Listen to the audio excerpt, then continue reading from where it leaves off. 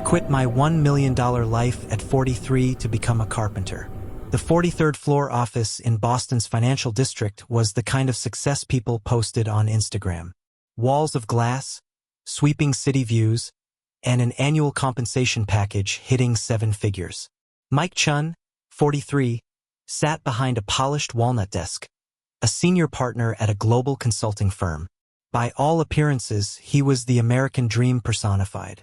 But this morning, staring at the keyboard whose clicks cost millions, Mike felt a knot of dread twist in his gut. His heart wasn't pounding from performance anxiety. It was pounding from confinement. Success, he muttered to himself, running a finger over the smooth, cold glass. It's just building yourself a very expensive cage.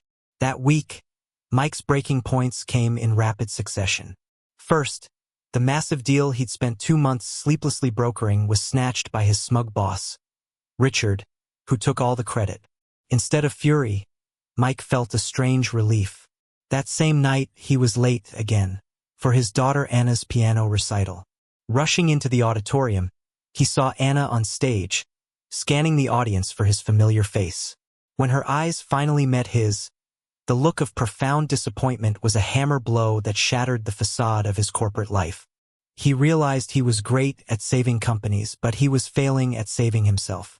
The next morning, Mike walked into Richard's office without a tie. "I'm done," he stated, his voice calm and firm. Richard scoffed. "Done? Mike, you're on the partnership track. You can't be serious." "I am," Mike replied. "My tables are calling me. Not yours." He cut his platinum access card in half, dropped his keys, and walked out. It was the most honest thing he'd done in 20 years.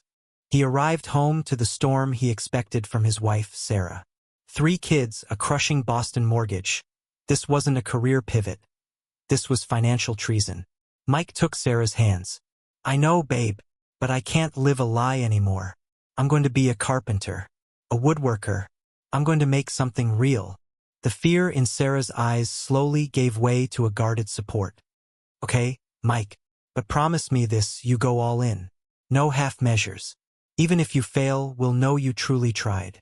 Mike drained the last of his bonuses, sinking the capital into top-tier industrial-grade woodworking equipment, the price of 2 luxury SUVs. He was all in. The stakes were no longer about quarterly earnings.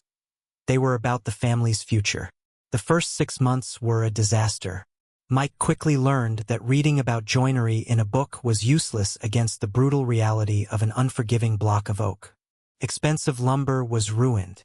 He missed the deadline for his very first commission, a simple cafe counter, and when he finally delivered it, a seam cracked wide open.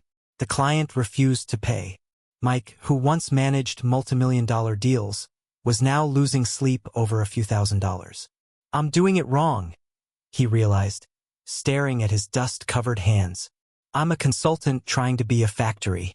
I need to sell the story and the craft, not the product." He leveraged his consulting brain. He focused his entire energy on one piece, a meticulously designed desk he named the Legacy Desk. It was more than furniture. It was meant to be an heirloom, a place where a family's history could be written. When it was finished, he set up his iPhone camera. The resulting video was unpolished but brutally honest. Mike, the former executive, spoke directly into the lens. "This is my rebirth," he said, tapping the smooth walnut surface. "I used to create theoretical value on paper.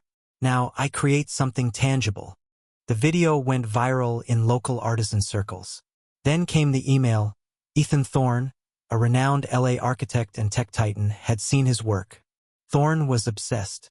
Thorne offered Mike the commission of a lifetime, the full bespoke library for his New York penthouse.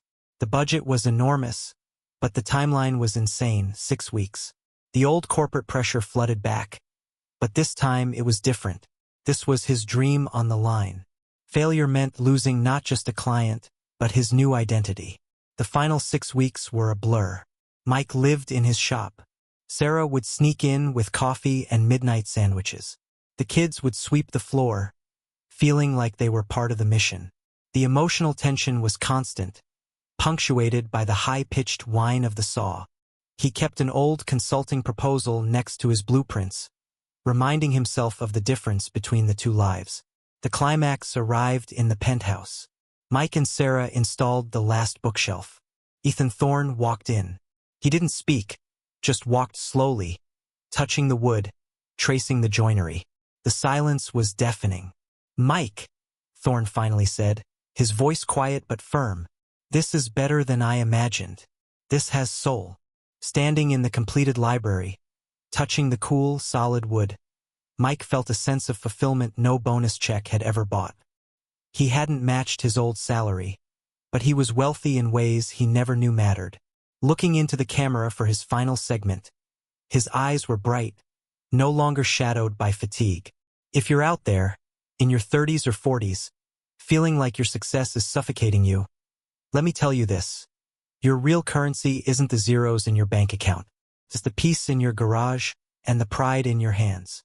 Don't wait for your breaking point to hit the eject button. Go build the life you actually want to own.